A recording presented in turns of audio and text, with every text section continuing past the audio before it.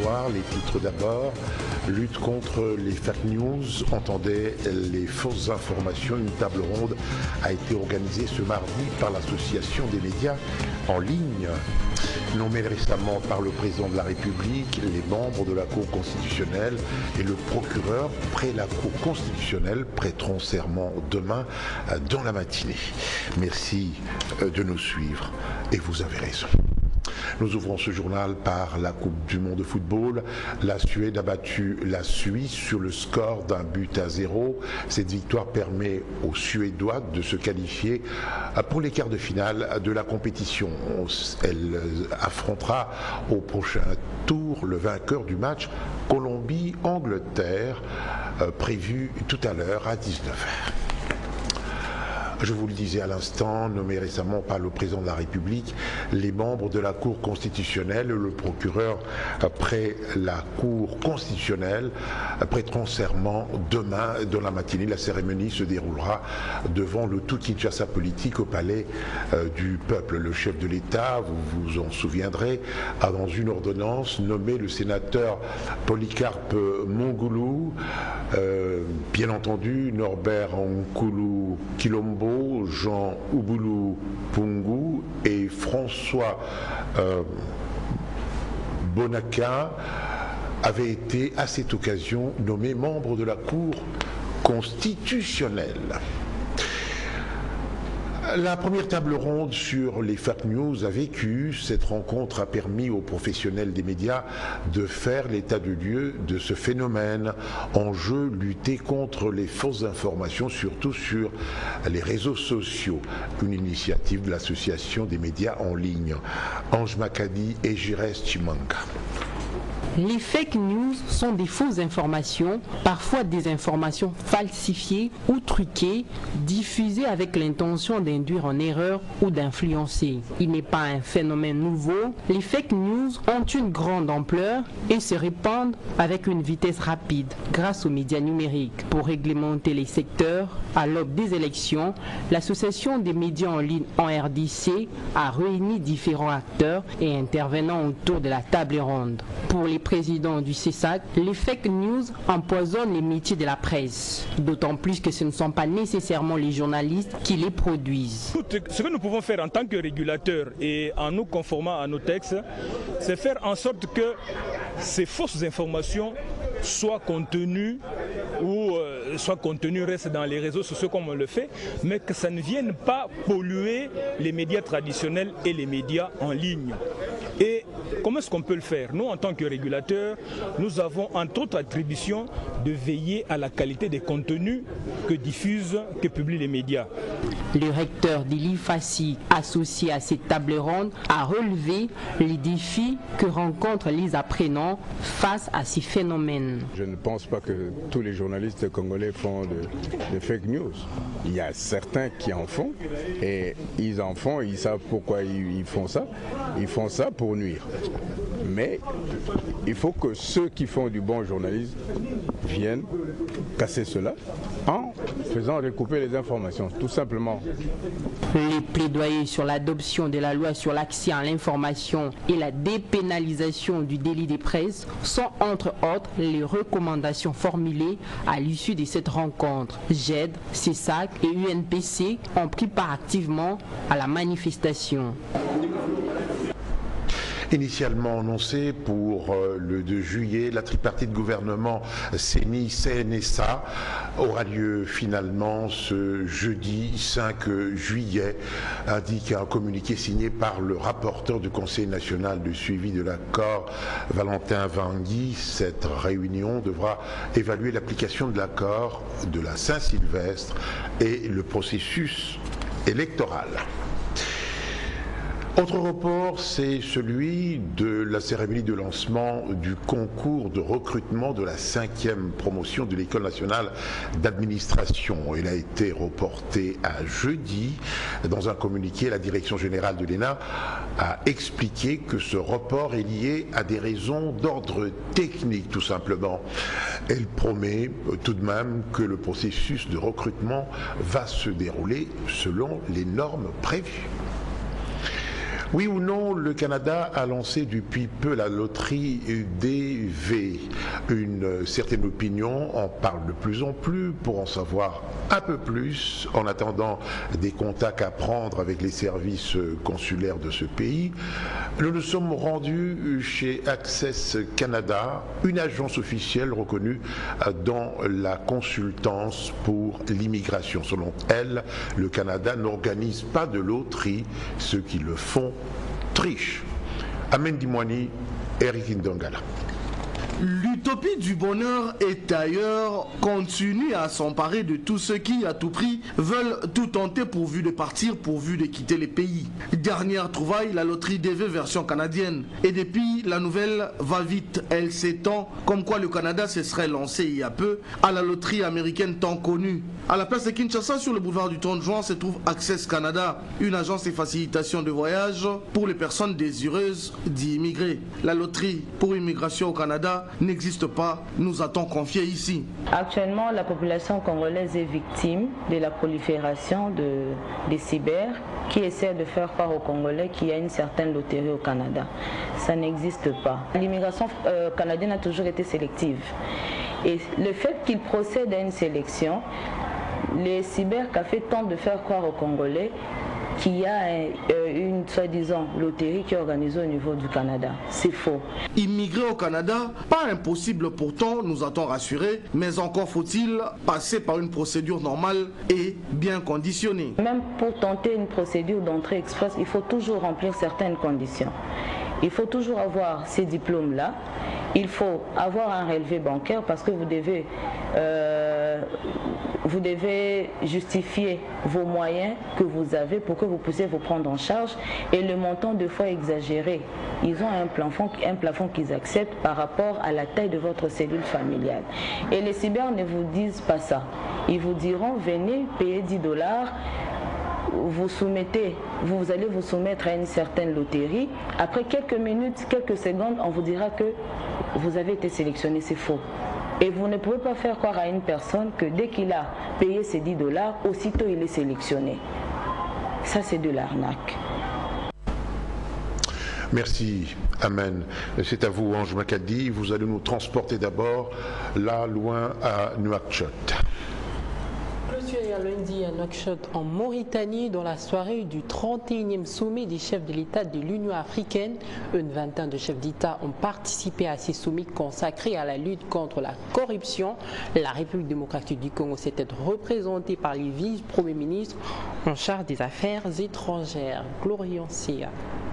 Plusieurs décisions ont été prises à l'issue du 31e sommet de l'Union africaine tenu à Nouakchott en Mauritanie. L'organisation a noté des avancées pour l'intégration du continent et 5 nouveaux pays ont ainsi signé dans la capitale islamique l'accord pour la zone de libre-échange continentale. Il s'ajoute aux 44 États qui l'avaient déjà fait. Les chefs d'État de l'UA ont entériné le soutien de l'institution à la candidature de la ministre rwandaise des Affaires étrangères, Louise Mushikiwabo, au poste de secrétaire général de l'Organisation internationale de la francophonie. Les chefs d'État africains ont fait de Bissau guinéen Carlos Loper, ancien secrétaire exécutif de la Commission économique pour l'Afrique, leur haut représentant pour soutenir les États membres dans la négociation d'un nouvel accord post-2020 avec l'Union européenne. Présent à ces sommets, le chef de l'État français, Emmanuel Macron, a entièrement axé sa visite sur les questions sécuritaires.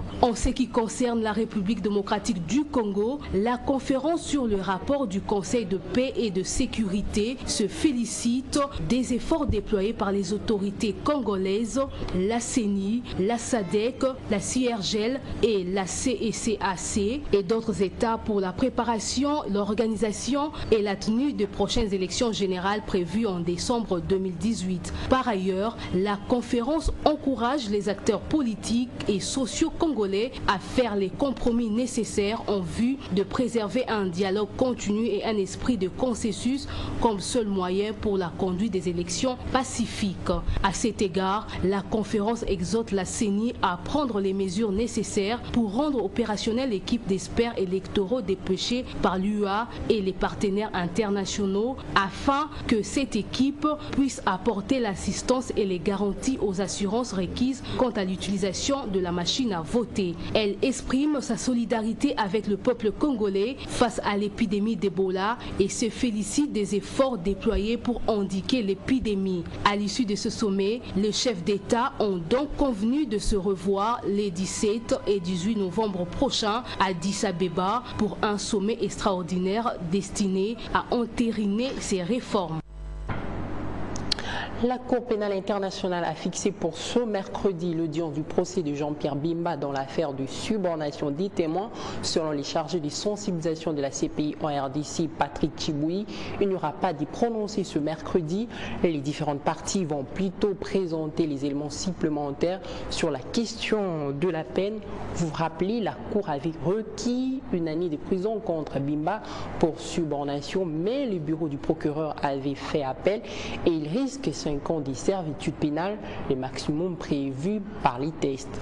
Le sénateur congolais se trouve actuellement à Bruxelles après avoir bénéficié d'une liberté provisoire suite à son acquittement par la Cour. La mission des Nations Unies pour la stabilisation de la RDC a doté les deux principales prisons de Kinshasa, à savoir Ndolo et Makala, des équipements de vidéosurveillance. Ce système permettra de faciliter le travail des gardiens des prisons. L'initiative vise notamment à améliorer la sécurité dans ces maisons carcérales afin d'éviter les évasions. Au moment où à certains endroits s'ouvrent les portes des prisons, ailleurs, la tendance est à la fermeture de certaines maisons d'arrêt pour cause pas de détenus. C'est le cas des Pays-Bas qui abritent la célèbre Cour pénale internationale et ses cellules. L'État s'apprête à fermer des prisons vides dont l'entretien coûte cher au trésor public. Les détails avec Amin Dimouani. Aux Pays-Bas, les prisons se vident depuis plusieurs années du fait d'une baisse de la criminalité. A contrario de certains de ses voisins européens, les Pays-Bas voient sa population carcérale se raréfier depuis plusieurs années. Une absence de détenus qui a pour conséquence la fermeture des centres pénitentiaires néerlandais de plus en plus vides. Les financements de prisons vides coûtent des millions d'euros par an qui sont prélevés sur les impôts de contribuables. C'est ce qu'a dit le ministre de la Protection de l'État de droit en annonçant la fermeture prochaine des 4 centres pénitentiaires dans le royaume des peines alternatives. Les Pays-Bas disposent en effet d'une capacité d'accueil de 13 622 détenus, mais pas plus de 9 813 cellules seront occupées d'ici 2023, soit près de 4 000 d'entre elles risquent d'être vides d'ici 5 ans. Le gouvernement souhaite donc conserver une marge de flexibilité en cas de regain de criminalité, puisque la fermeture annoncée des 4 prisons ne se traduira que par la disparition de 1500 places. Cette désertification carcérale est due à plusieurs facteurs, dont la baisse de la criminalité dans les pays et l'augmentation des peines alternatives. Les magistrats néerlandais usent de plus en plus du bracelet électronique pour surveiller les prévenus et les travaux d'intérêt général sont devenus des peines alternatives à la détention. Il y a quelques années, les Pays-Bas avaient déjà loué leurs prisons à la Belgique et la Norvège pour combler leurs places vacantes. Confrontés à des pénuries de cellules, les deux pays avaient alors accepté de payer 30 millions d'euros par an pour loger leurs prisonniers dans les prisons néerlandaises. Poursuite ce mercredi à Kinshasa du championnat de la Ligue nationale de football. De belles affiches sont à suivre. D'abord l'AS Vita Club qui tentera de poursuivre sa série de victoires devant Don Bosco de Lubumbashi. Ensuite DSMP Sangabalende. Les conférences de presse d'avant-match ont eu lieu ce mardi. Junior Bopemba.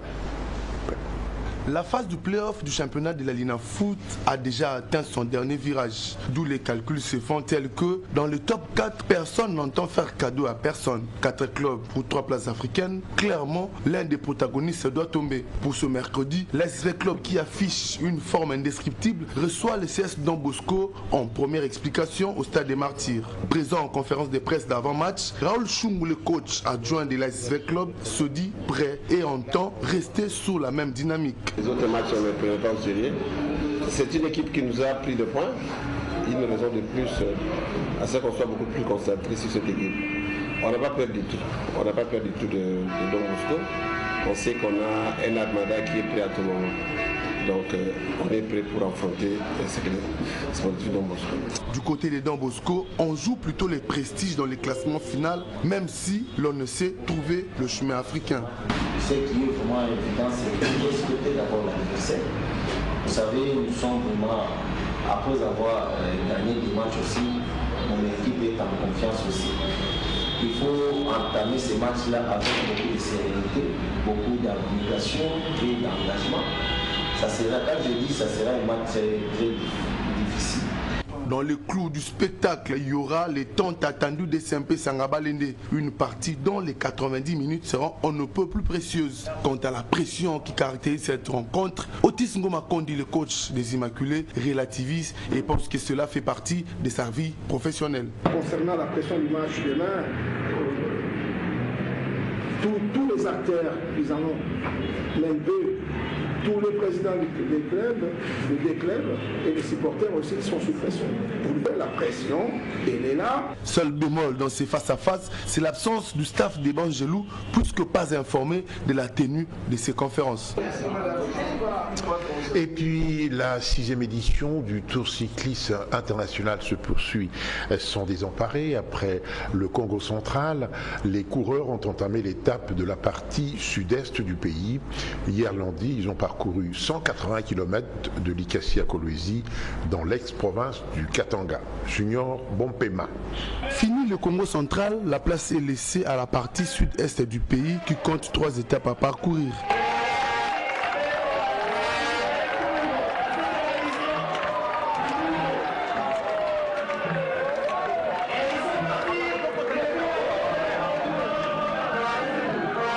La première est de 180 km, elle va de Kolwezi à Likasi. Après le parcours, le constat reste le même. Le coureur congolais ne s'est de décevoir. Aucun n'a pu se hisser sur une des marches du podium. Pour preuve, le premier des Congolais ne s'est classé qu'au 10e au final. Entre-temps, le vainqueur, c'est le Rwandais Jean Bosco Sengimana qui s'est classé premier, suivi des Burkinabés Bachir Nkema et Paul Dumont, respectivement 2e et 3e.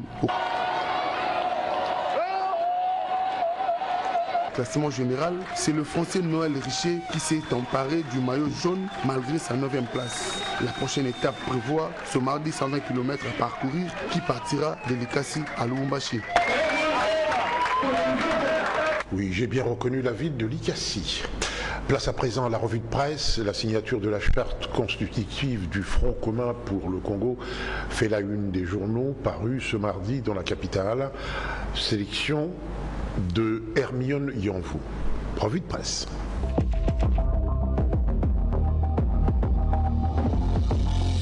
Au deuxième jour des assises du Front commun pour le Congo, Forum des As nous informe qu'au nombre de ces regroupements et partis politiques, le Parti du peuple pour la reconstruction et la démocratie, PPRD, dont ce secrétaire permanent Ramazani Chadari a apposé sa signature au bas de la charte constitutive. Outre le PPRD, l'Alliance des forces démocratiques pour le Congo, AFDC de Bahati Lukobo, a également signé la dite charte. L'avenir, qui relaie l'information, ajoute qu'avec la signature du PPRD à la charte constitutive du FCC, cela met un terme à la polémique, ce qui fait dire à la prospérité que les membres de cette structure politique et électorale ont convenu de gagner les élections ensemble et à tous les niveaux autour d'un programme commun et d'un candidat unique. Pour la tempête des tropiques, le Front commun pour le Congo est également composé d'un comité stratégique formé d'une dizaine de membres dont le vice-premier ministre en charge de l'Intérieur, Henri Mova, est le président. Information confirmée par le Veil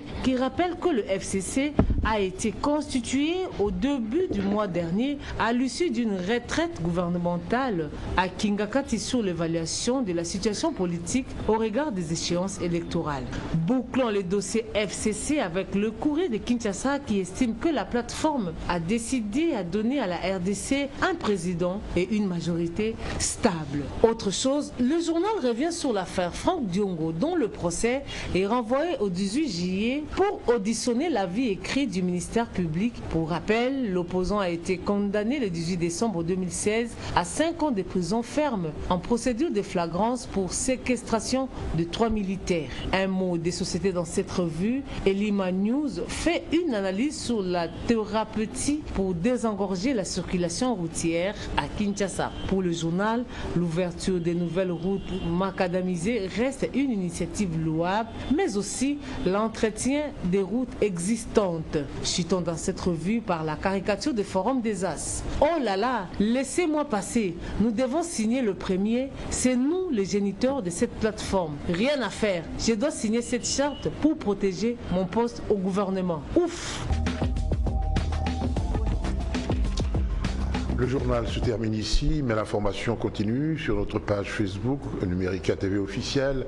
Vous pouvez nous suivre également sur la TNT. Vous nous suivez d'ailleurs en ce moment sur la TNT, Canal 23. Merci pour votre fidélité. Très bonne suite de programme sur nos antennes. Au revoir.